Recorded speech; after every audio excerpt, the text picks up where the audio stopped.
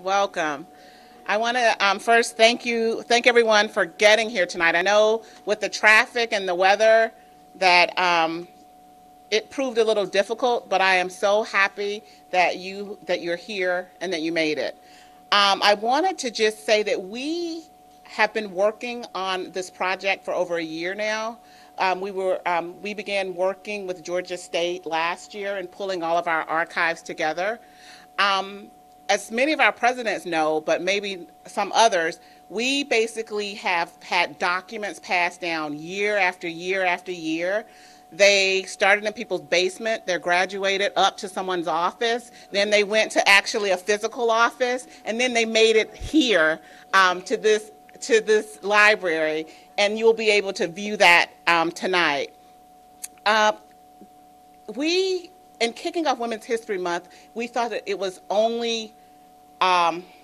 the best decision to have our 90th anniversary here as well, because the archives are here. We will try to continue on with our theme this year of history with our annual dinner on May 15th at the Atlanta History Center. So please mark your calendars for that. If you look on the back of your agendas or your programs, we actually have save the dates for all of our upcoming events. So please mark your calendars for that. So what I wanted to do is just, first of all, I wanted to thank our sponsors. If you look on the back of your programs, our sponsors for this evening are Keegan Law Firm, Kilpatrick Townsend, VKV Communications, Veritex, the Ziegler Firm, and Creative Internet Authority. And so we want to thank them for making this evening possible. I also would like to take a minute to thank Strategic Partnerships. If you are here, can you raise your hand and let's give them a round of applause? Communications, because without them, this would not be possible as well. And our Programs Committee for this evening. So thank you so much for them. Now, what I wanted to start with were just some statistics.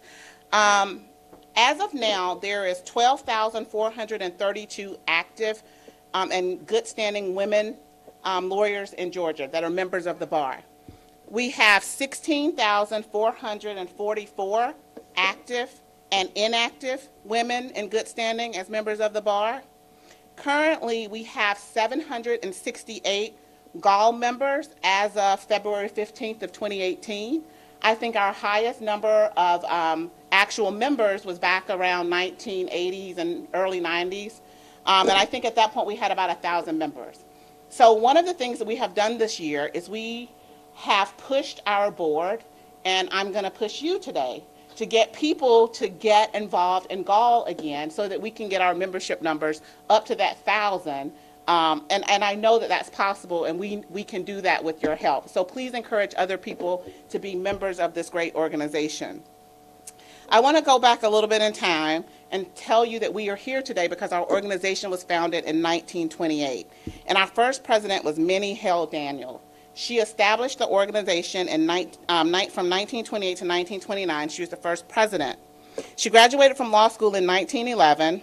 And at that time, Georgia was one of 3 states who still did not license women.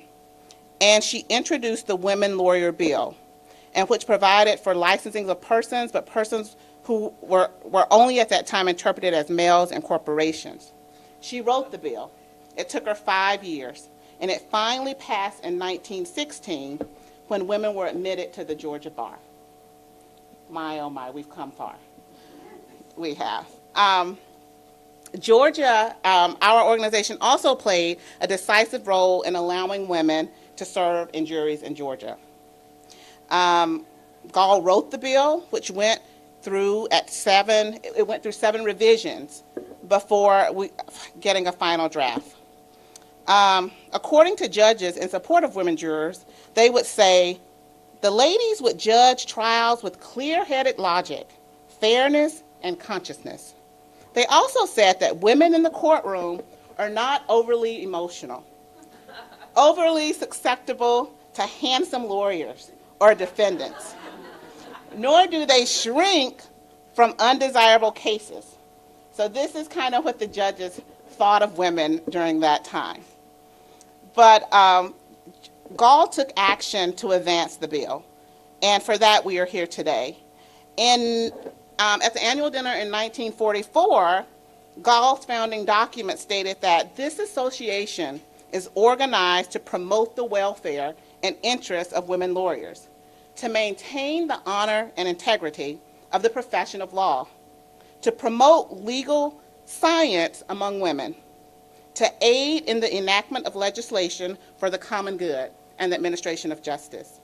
And today we still uphold that mission. Times have changed, the climate has changed, and we have evolved. But yet and still, our mission remains to enhance the welfare and development of women lawyers and to support their interest.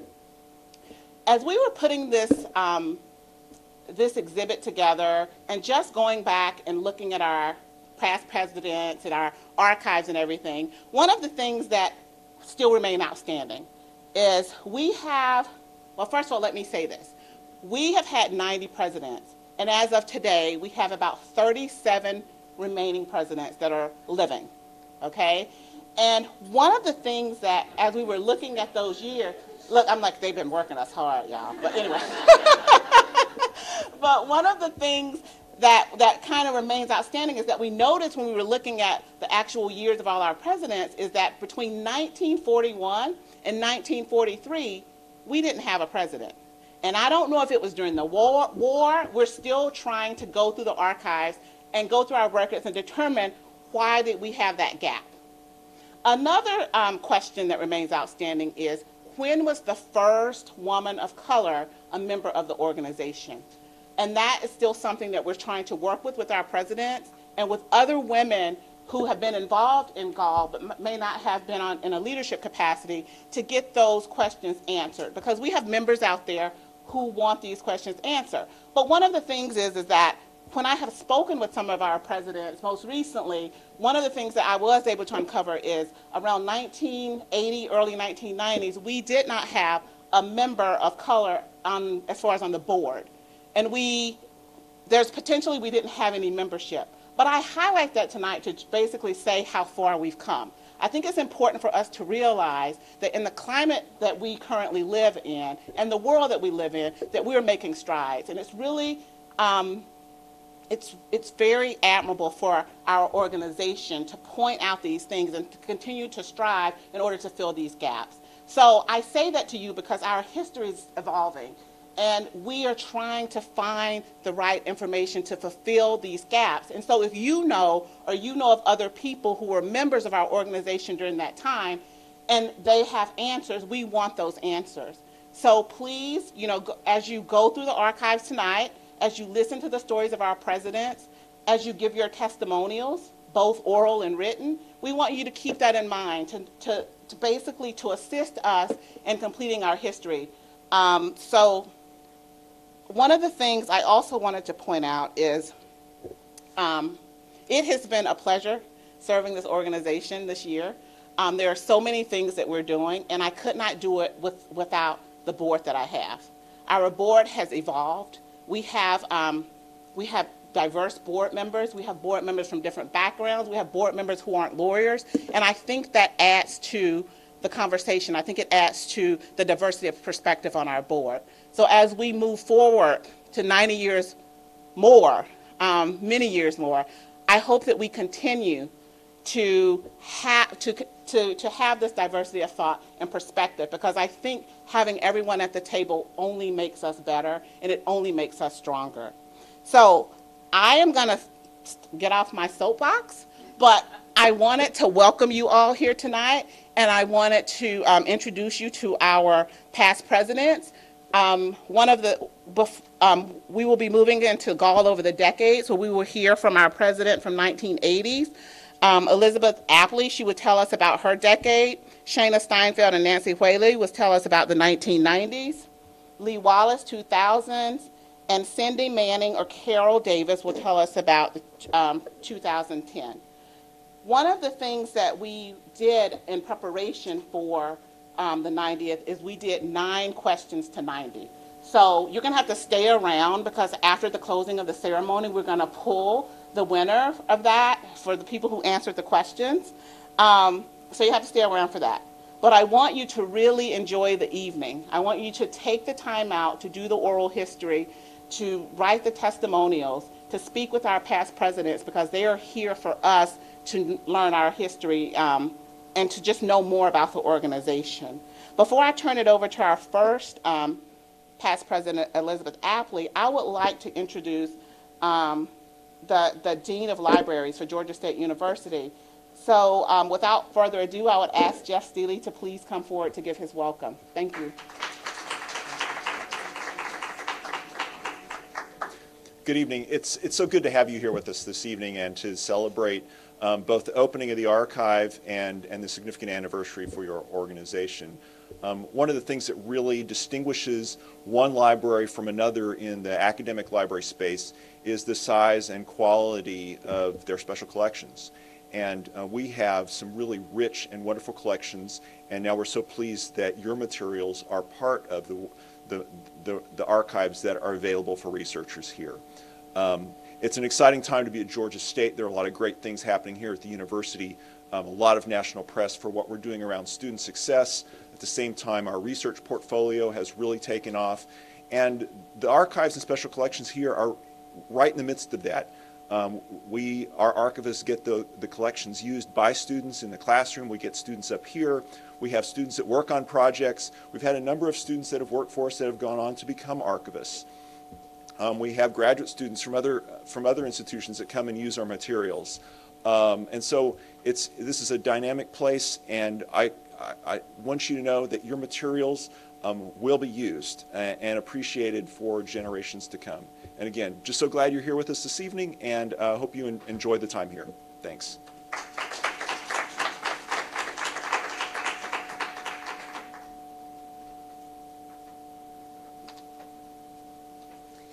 Good evening.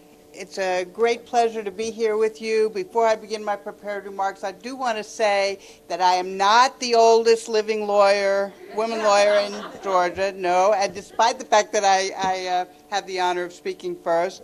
And also, just being here with you reminds me that the very great pleasure of being involved with GAWL, and I see Mary Prabula coming in, is the friendships I made. Wendy Shube and Mary Prabula and Elaine Levine and Joyce Byharry and so many others. But it was those connections and those relationships that made being involved with GAWL for so many years a real highlight of my professional life. I want to ask you to join me, please, first in remembering the presidents from the 80s who have passed away. Gail McKnight Beckman, who was president in 1980-81, Carol Buscale Smith, who was president 1981-82, Virginia Garrett, 1984-85, and Elizabeth Leonard, who was president 1985-1986. And I also want to recognize the past presidents who are still living, whether or not they are here tonight. Eileen Crowley, who served as president in 1982-83, Savannah Potter Miller in 1983-84, the Honorable Wendy Shube, 1986-87, and Elaine Levine, 1989 and 90. We thank each of these extraordinary women for their many contributions to the organization, to the practice of law, and to the advancement of women in the profession. So, as the past president from 1987 to 89, 30 years ago, and I remember because my oldest child was 30 last week, and I remember I was pregnant and on maternity leave while I was president. I am very proud to discuss the pivotal years of the 1980s, and they were pivotal years because it was during the 80s that women joined the legal profession in numbers that were significant enough. We were no longer tokens. And so we started to join, to lead at every level.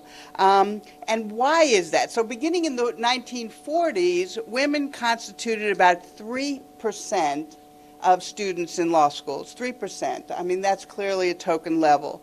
And it remained fairly flat at that level for many years and only really began to increase in the 60s.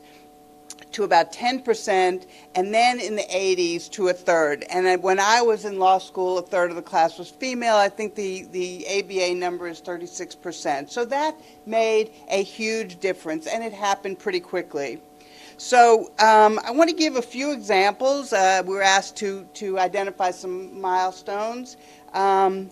Clearly, women in the judiciary broke many glass ceilings during this decade, both in the federal judiciary and the state judiciary. At the federal level, Justice Sandra Day O'Connor was appointed to the Supreme Court, the United States Supreme Court, in 1981. The Honorable Phyllis Kravitch of Savannah was appointed to the she was the first woman appointed to the Superior Court in Georgia in 1977, and then was appointed to the Fifth Circuit at that time, only the third woman in the United States to be appointed as a circuit court judge. And of course, she became the first woman also on the 11th Circuit when that was created in 1981. And in 1979, some in this room will remember when Orinda Evans was appointed to the bench in the Northern District of Georgia, the first woman to hold such a position. In the state court, where is Judge Beasley, who is always... She has always been our greatest booster for GAWL and a leader for women in this state, a wonderful role model for all of us. In 1984, Judge Beasley was the first female appointed to the Georgia Court of Appeals, and she had also been the first female judge in Fulton County in 1977. Judge Dorothy Robinson was the first woman appointed to the Superior Court of Cobb County in 1980, and 1987, Linda Hunter was the first African-American female judge in the DeKalb State Court. In 1988, I'm sure you all will remember that Leah Ward Sears was the first African-American appointed to the Superior Court in Georgia and the Fulton Superior Court, and later ascended, as you know, to the Georgia Supreme Court in 1992. So that was a lot of action in a short period of time. And I'm very proud to say that while these women were breaking the glass ceiling, GAWL took the role of making sure that many women followed behind them. Wendy Shube was president, and she and I went to Norman Underwood, who some of you may remember was heading the Judicial Nominating Committee at that time, who vetted the candidates, and obviously they still do, make the recommendations to the governor for those judicial appointments, the primary way for accessing the bench in Georgia. So we went to Judge Underwood and we said, you know, you hear from the Atlanta Bar, you hear from the State Bar, you hear from the Gate City Bar. We believe it's important that you hear from the Georgia Association for Women Lawyers as you vet these candidates. Well, we persuaded him to agree. I mean, who could turn Wendy down? That would be impossible. So we persuaded him to give us a voice, and so we said, well, then we had to have a process. So we created the Judicial Selection Committee. We created a process and criteria for evaluation, and we started to do that. And we went and we sat in the Lawyers Club and made our presentations recommending candidates. To this day, I believe we were harder on the women candidates than the men. Believe me, I feel that way. But what we did is we taught women the road to the judiciary. This is who gets it. This is what they look at. This is who's being recommended. And many women who served on the Judicial Selection Committee for GAWL went on to serve on the bench. So we also, obviously that process continues to this day, and it led to the appointment of clearly unprecedented numbers of women on the bench at every level in Georgia. So we're extremely proud of that. We also secured a role in the federal judicial selection process that has not survived as well, but we went to Gordon Giffen. We persuaded him to share the applications for the federal bench with us, and we vetted those candidates and also made recommendations. And I believe it was participation in that role, as well as certain campaign activity, that led me to become the first chair of a judicial selection committee for the federal bench. So women in elected office, as you know, had not yet broken the glass ceiling in Georgia during the 80s. It was not until 1994 that a woman won statewide elected office. And it was not a lawyer, it was Linda Schrenko, the Education Department. we won't dally there. But Georgia had quadrupled. You know, when you have very small numbers, it's easy to quadruple. We quadrupled the number of women in the state house and the state senate in the 70s. And the 80s, we doubled that again, all the way from 14 to 29. And senators in the 80s, we doubled from 1 to 2. Okay, we're doing a little better now. In fact, the Republicans now have added from 1 to 2 women in the state senate. So I wish Elaine Levine were here, because she and others led the way in generating one of our very most popular events during that decade was a Gubernatorial Forum. I don't know if you all remember that. All of the gubernatorial candidates came with Zell Miller and Roy Barnes and Guy Milner, and there were 5 others. And it was a fabulous event. We had over 300 people there, and very successful. Michelle was talking about the role of African American women at that time. You may recall that GAWL was founded in 1981 by Justice Leah Sears, by Judge Benny Lane, and by Judge Barbara Harris. And I will add a footnote that Teresa Roseborough was a member of my executive committee when I was president.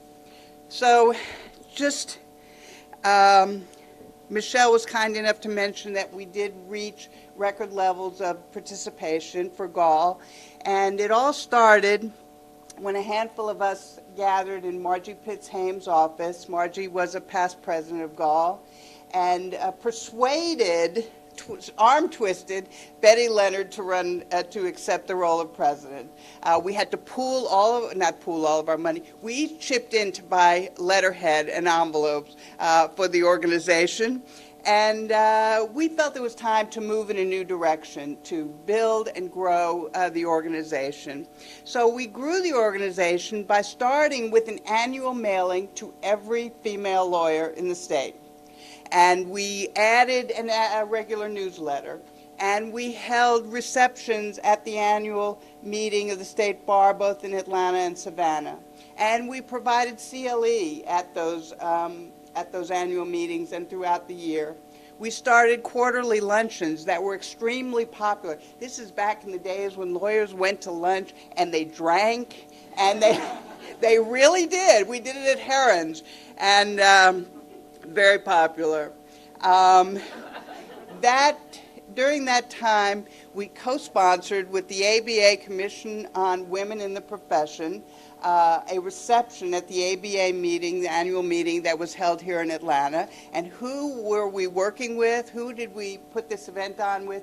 It was Hillary Rodham Clinton, then the First Lady of Arkansas, who was chair of the Commission on Women in the Profession. And at that National Bar meeting, we hosted a luncheon that we put together featuring Nina Totenberg, who, as you know, continues to be the Supreme Court reporter for NPR, and it was a fabulous event. It was one of the most popular events at the annual meeting.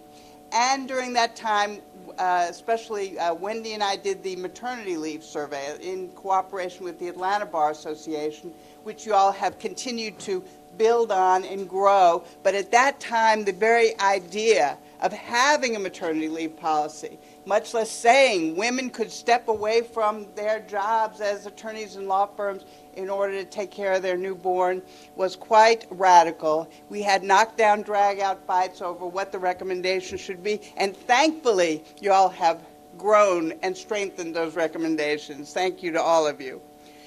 So,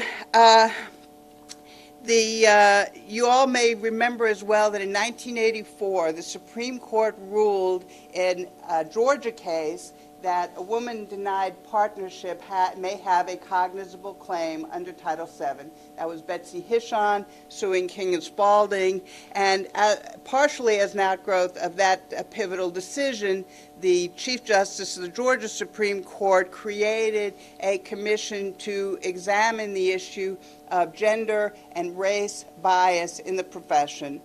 Justice Hunstein and many others convened that commission. I was proud to participate on behalf of GAWL and to write several of the chapters in that report, which laid the foundation for a number of steps forward in addressing discrimination based on race and gender. So I thank you for your attention. I thank you for the opportunity to remember these exciting times. We want to thank the women who served in the 80s for leaving an indelible mark on the organization, on the profession, and thank you.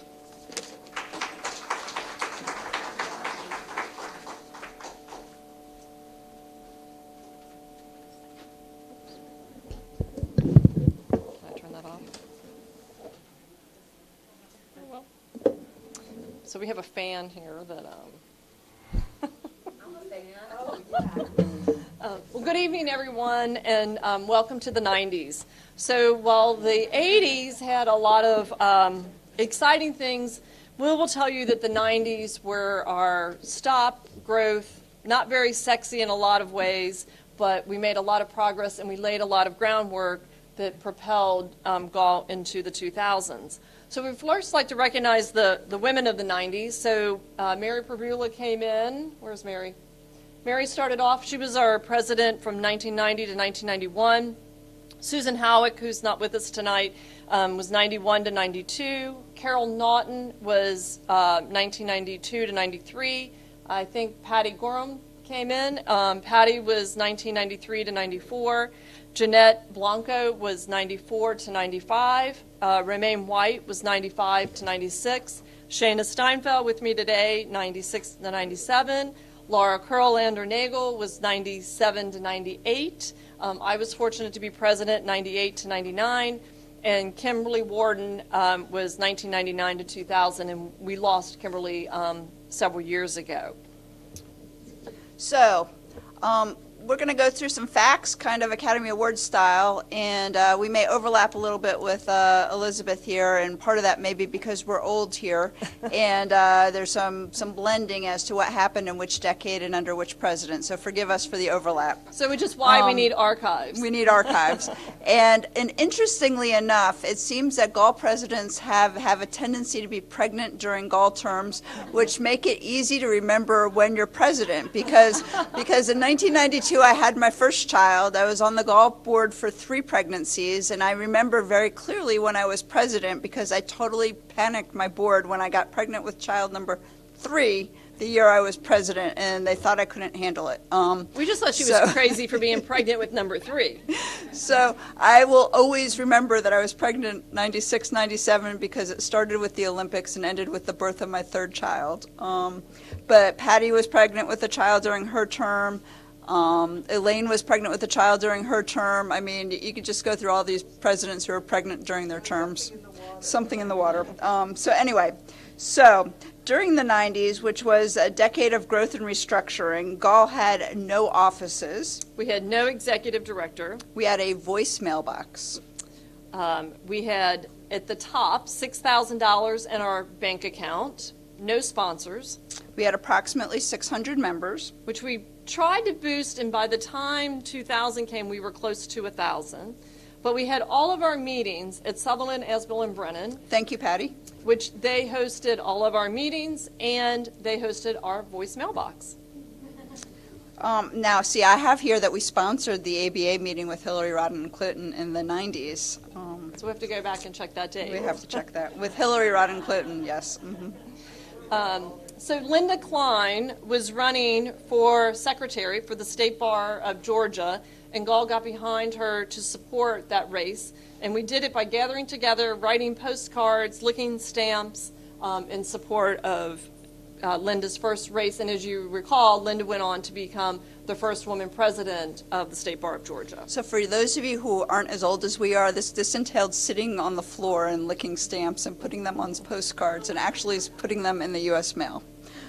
Which you wouldn't get there today if we mailed it U.S. mail, but that's a different story, Different story.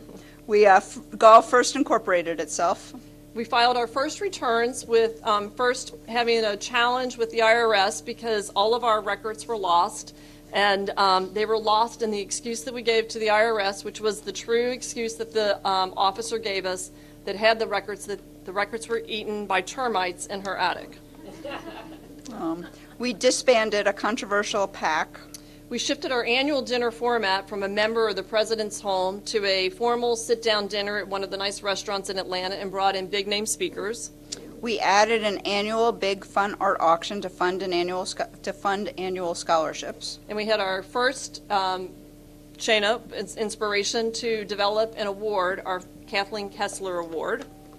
We entered a restructuring phase, strengthening, reorganizing, and expanding chapters, rewriting bylaws, complying with the tax code, gaining the assistance of John Whaley, CPA, Nancy's now husband, teaching good governance to the board, and implementing lessons about Robert's Rules of Order.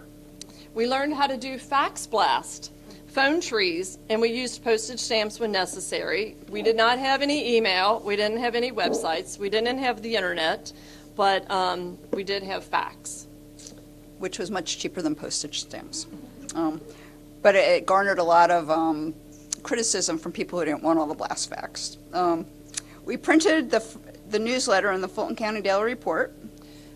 We participated, you heard talk about the judicial nominating process. We continued on with that process with JARC and successfully participated in that, and I think GAWL still participates in that process today. We first began participating in the National Conference of Women Bar Associations. And we actually hosted a group of women lawyers throughout the country here to brainstorm on women bar issues, which... So this was another thing that came together kind of spur of the moment that I caught some criticism for, that had some really good offshoots for, and that was I convened a meeting of all the Southeastern Women Bar Association presidents, and we hosted it at a law office downtown, and everybody came. And the National Conference of Women Bar Associations thought we were infringing on their turf, which wasn't the intent. The intent was just to share ideas. And out of that, we picked up our first executive director, because it turned out we were the oldest women bar association in the Southeast, and we're the only one without an executive director. It was a very interesting exchange of ideas. And we were one of the larger ones. And we were also one of the larger ones. Yeah. So we created and hosted our first Georgia Women on the Run for Office, and just speaking with Judge Beasley, because she has an article in Time Magazine all about women. It said something like women first marched and then they ran. And so we actually had our Georgia Women on the Run for Office. So we were ahead of our times. If only we could have been on the front cover of Time. So, as I said, we hired and fired our first executive director in the 90s. But also, to bring it full circle, we collected and organized and archived the historical records of GAWL, because they were, as you heard Michelle say, they were scattered in a lot of people's homes and basements and in various places. And so we pulled those all together, and Laura Kurlander, so many times we've sat on Shana's floor in her living room going through boxes and bylaws and everything else, and where we did a lot of our work at the time.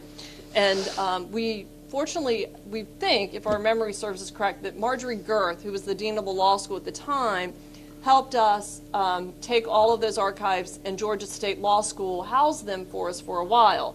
Now, what we're trying to put together, maybe somebody here in this room can remember, I think what happened is when Georgia State started preparing to move its law school, we were asked to come get all of the documents out of the law school and move them, and we were trying to get them at the Atlanta History Museum. And I think that must have fallen through, because Michelle and some of the past presidents had them at the GAWL, found them at the GAWL office, which then inspired them to put them together and where they are in a beautiful place now that will be housed for a long time.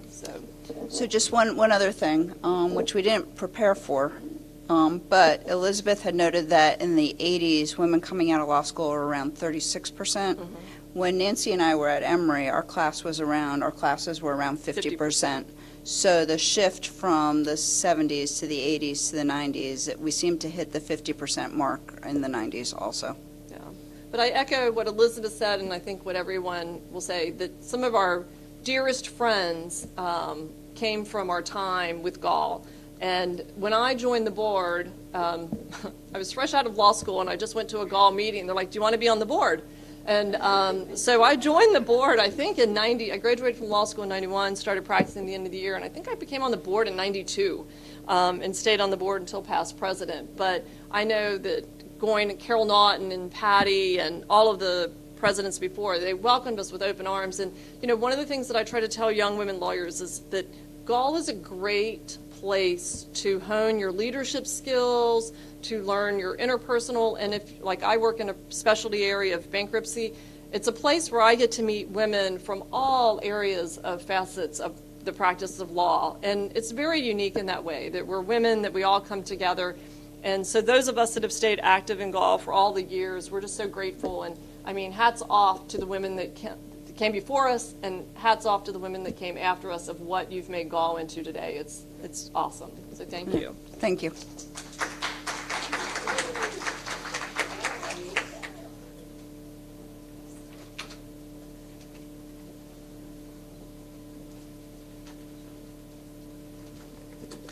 I'm Lee Wallace. I was president from 2007 to 2008. I was not pregnant during that time, so I always have trouble remembering that.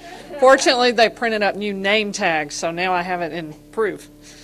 When we were presidents, the 10 of us who were presidents in the 2000s, we were experiencing for the first time large numbers of women lawyers smacking against the glass ceiling, because as Shana and Nancy were saying, women had finally been in law schools in a serious percentage for a good long time. When I went to law school, most law schools were 50% women. My law school, I went to Harvard, and the rumor was that it had a 1/3 rule, that only 1/3 of the class could be women. That was proven untrue my year, because only 25% were women. But that was very unusual. It was 50%, you know, in most law schools. So by the time we hit the 2000s, there should have been women in high positions in law firms around the city. But what we saw instead was that women were not making partner in reasonable percentages that correlated to the number of women coming up through the law firms. We also, there was a study that came out that showed that women lawyers were being paid 60 cents on the dollar for what male lawyers were. And there was also another study that said that women lawyers were relatively unhappier in their practices and in being lawyers than men were. 18%, in fact, were leaving law altogether, and nothing remotely like that was happening with male lawyers. So when the GAWL presidents looked at that, what we concluded was that GAWL had a serious job to do. It was as if we had just, if you were to look at the growth of GAWL, we were now junior partners, and it was time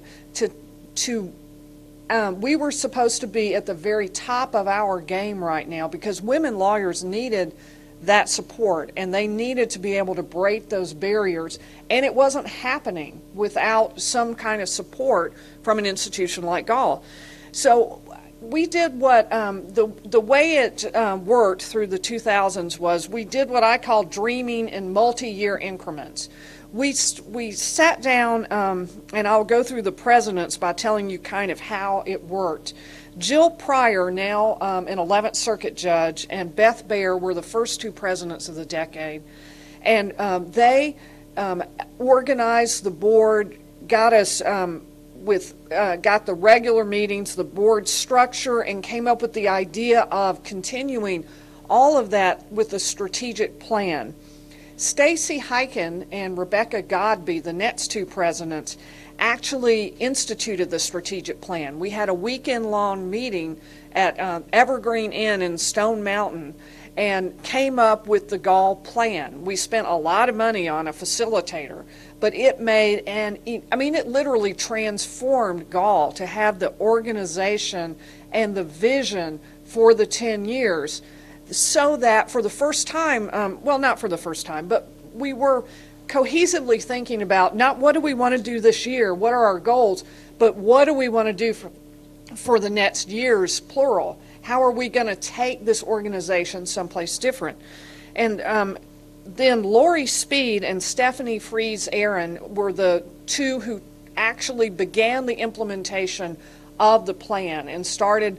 We added lots of members of the board. We added a lot of new committees. We had a bunch of different goals that we'd never had before because of the structure that had been put in place. Then Annette Adolsky, I, Christian Torgrimson, and Amy Alcote Quackenboss all got the advantage of what had been set into motion by the really 40 years that had come before, because we had just an explosive time of growth and success for the organization because of the footwork that was done. I'll give you a few examples that happened my year so you can see how these were multi-year projects. It wasn't, just my year. The first was the It's About Time study that we did. We did a 2-year study about part-time policies for women lawyers, and not just for women lawyers, but for lawyers in general in Georgia. And we looked at what is the impact on retention of women lawyers for the fact that, if part-time is offered.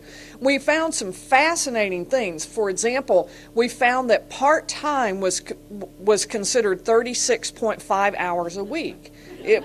And we found a lot of interesting information that was not what we expected, but that gave us information about what it was that women lawyers wanted so that they could simultaneously practice law, which they love to do, and be moms and have lives.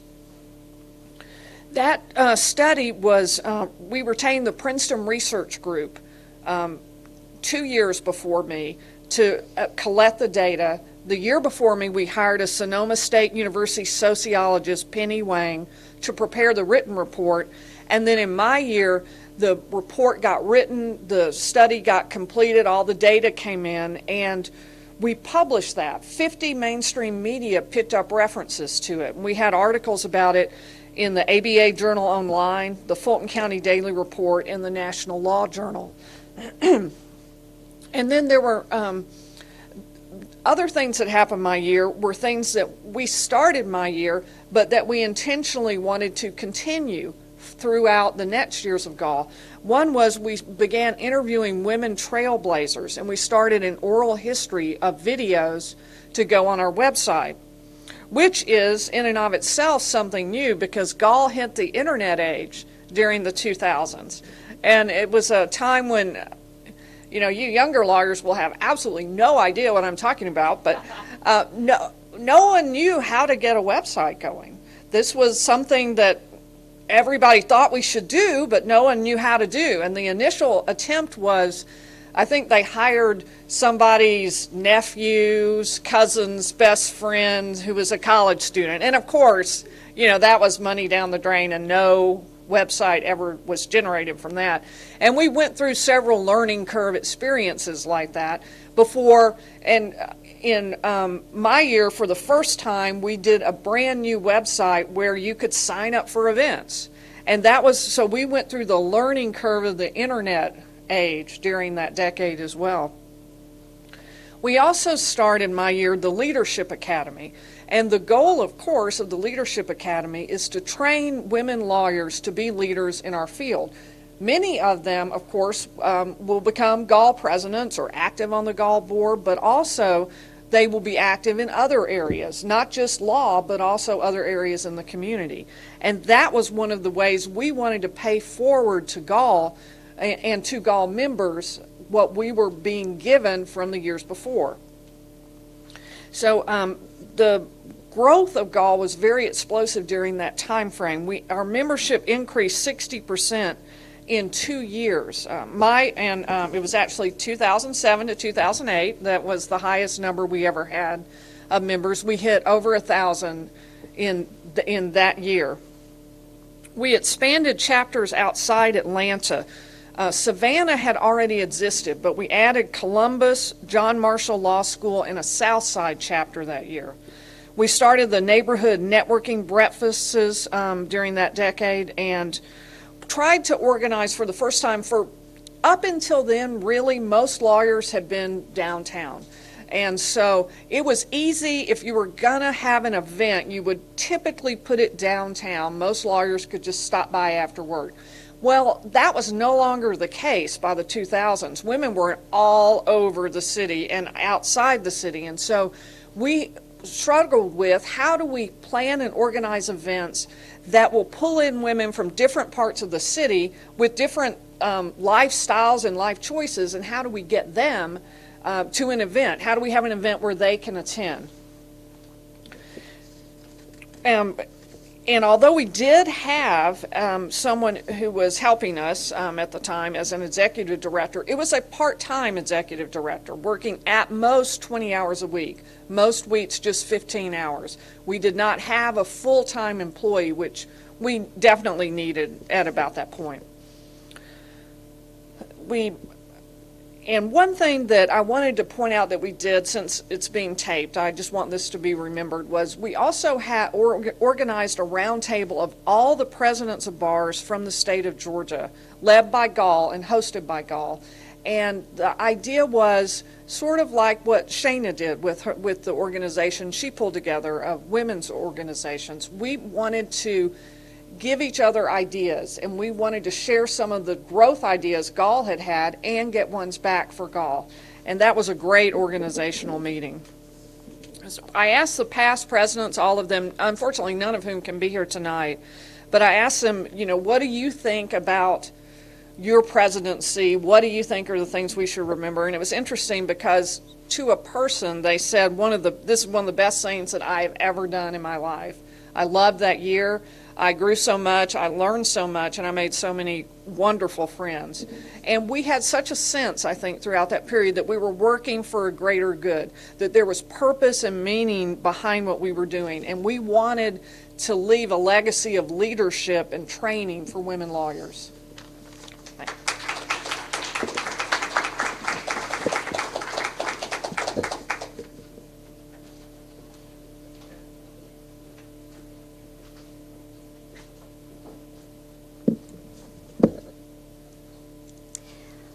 My name is Carol Davis, and I served as GAWL's Executive Director from 2013 to 2016. I have been on the GAWL board and the Foundation board, one or the other, since 2005. And it is my pleasure to step in and help our past presidents, Christina Leone and Cindy Manning, who have helped me to prepare these remarks for you all regarding the decade between 2010 and the present. And I want to start by saying that I sum up this decade and where I see GAWL moving as being a decade of developing and amplifying the voices of women lawyers. And it started with a major recession that impacted and changed the way that we encouraged members and retained members. We previously, most firms would include membership automatically to whatever bar association you wanted to join, whether it was a major bar association or whether it was a specialty bar association. And after the recession, that became something that was no longer done as a routine matter at firms. So deciding to become a GAWL member at that point became a very personal decision for a lawyer. It became a decision of value to that individual, deciding that this was something that means so much to me that not only am I going to ask my employer to pay for this so that I can attend events and enjoy the benefits, but that I really feel those benefits so directly that I'm willing to take on that membership dues payment myself. And that became a challenge for the organization, but one I think that drove the organization to find even more ways to provide value. So, for example, it was a decade where we added mentoring circles for GAWL. We also added the affinity groups, and we added the GAWL EDU boot camp that is ever so popular now with newer attorneys. And all of these became ways not just to add value for those individuals who are participating at that moment, but also to create additional leadership opportunities. So when we look at GAWL and the membership levels that we have, the percentage of leadership opportunities that are available for women is just immense. We have about 50 board members between the GAWL board and the foundation board, between the Leadership Academy, those committee members and all of the committee members on our other specialty committees, as well as the mentoring circle leaders, the affinity group leaders.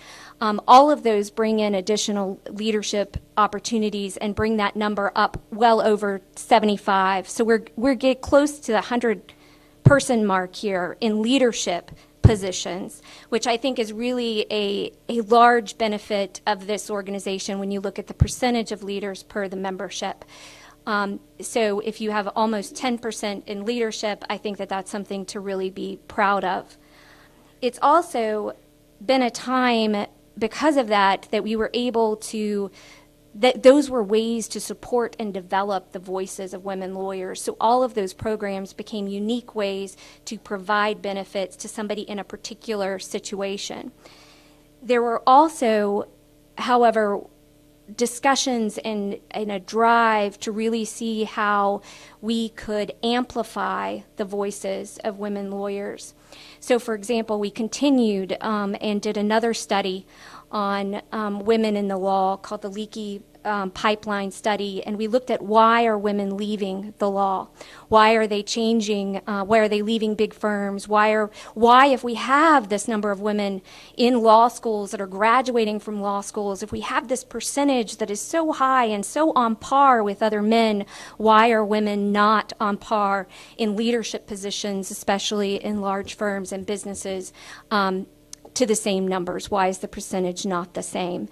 And so that study, I think, really continues our efforts to invest resources and time into analyzing and using our voice for the benefit of women lawyers in our state and in the states beyond. We also were invited to sign on to a number of amicus briefs during this decade, and it caused the organization to realize quite a few things about itself as a result of the growth that it experienced. We realized that our bylaws were written at a time when the organization was much smaller, when we did not have chapters throughout the state, and those facts, the way that they were written for that smaller group, impacted our ability to be able to decide if the organization wanted to be able to sign on to those amicus briefs. And we changed some of the policies and the bylaws in order to make that a process that we thought would better reflect the diversity of our organization. And we have since signed on to several amicus briefs since making those changes, which we are proud of and are considering those on a regular basis. There are other ways that we have continued to think about how we can engage in a larger conversation that supports the diverse interests of women lawyers, both in the metro area and beyond. We have tried to become a part of larger conversations, whether that is, through an amicus brief or whether that is something that is, for example, the Leader Within this year talked about the Me Too movement, and so how can we be engaged in that? And we hope that you will all join us for an Equal Pay Day event next month to talk about that very important issue for women lawyers. And we've also, as you all have seen gathered here tonight, engaged upon something that is near and dear to my heart, which is this archiving project for GAWL. And it is not just about reflecting upon and gathering and remembering and learning from our history, but it is also about us feeling charged and inspired to help create the history of tomorrow. And it is our voices that will one day be archived, and we want to make sure that our voices are supporting and developing women lawyers, just as the organization intended in 1928, but also how we envision that kind of growing and continuing and becoming even better now in 2018. And I want to leave you with a quotation.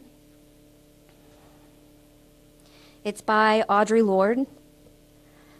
I write for those women who do not speak, for those who do not have a voice because they were so terrified, because we are taught to respect fear more than ourselves. We've been taught that silence would save us, but it won't. And I think that as an organization and as individuals, we need to think about how we use our voices. We need to think about where and when we speak, and we need to make sure that we're participating in all of those conversations. And I invite you tonight to do that by contributing to our oral history project. And there's even a way to sign up to possibly contribute at a later date if you don't feel that that's something you want to do now. We're also taking testimonials, and there will be tours of the archives. So please stay, enjoy, and help us build this archives library that we are so excited to share with you tonight.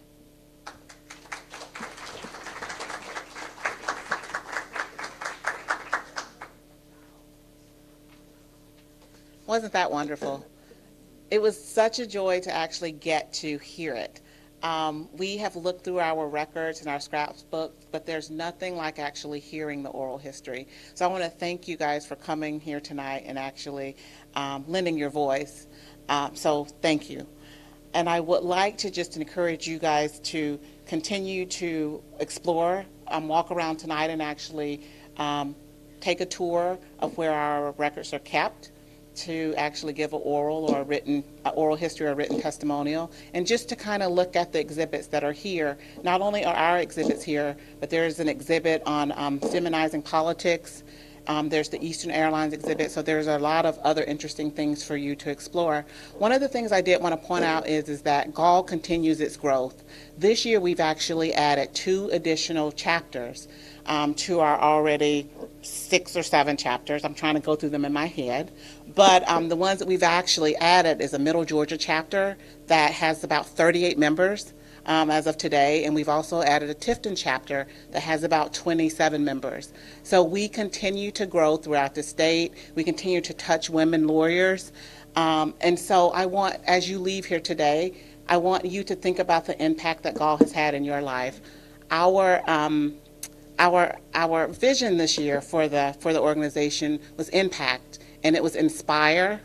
I have to go through it. Motivate, participate, advocate, collaborate to transform the organization. So you take that with you tonight as you go out, and you tell people what an impact GAWL has had in your life. So thank you for being here, and I look forward to seeing you at our upcoming events that are listed on the back of here. I wanted to let you know that I think Shana and Nancy talked about the GAWL Foundation, and this year the GAWL Foundation is celebrating its 25th anniversary for the actual scholarships.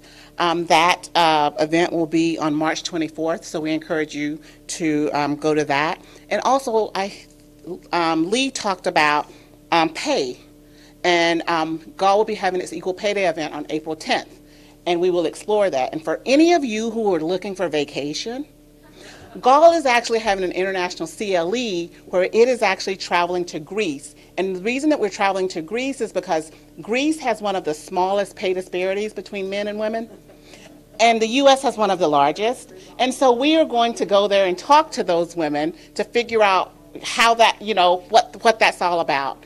Talk to them about how they negotiate their pay, talk a little bit about their culture. So if you feel like you want to go and get away to Athens, Mykonos, Santorini, from April 20th to May 3rd, we still have a few spots left. And we would love to hear your voice and have you experience what we get to experience on that trip. So thank you so much. Please continue to explore. Oh, I forgot. Come on, Adriana. We're going to do the drawing. Do you want to talk a little bit about it? Sure. So hi, I'm Adriana Torriente. I am one of the chairs on the communications committee. I'm a communications champion, also known as people who tell you to use Slack instead of email. Gotta move on. And during the last few weeks, we've done the 9 days to the 90th anniversary trivia game. It was on Facebook, it was on email, and it was also on Twitter. And so we have Today we're going to be picking the name of the person who gets to go to the Equal Pay Day event for free. So, okay, we're going to do the pick.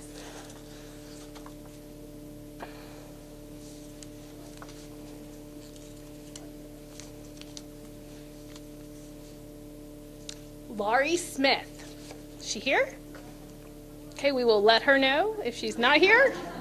But she did guess correctly or know the answer to one of our trivia questions over the last few days. And hopefully you guys will continue to follow us both on Facebook and on Twitter and to a lesser extent on LinkedIn and also through the e-blast. Let me know, let Carol know what works for you as far as how we communicate with our group. Okay?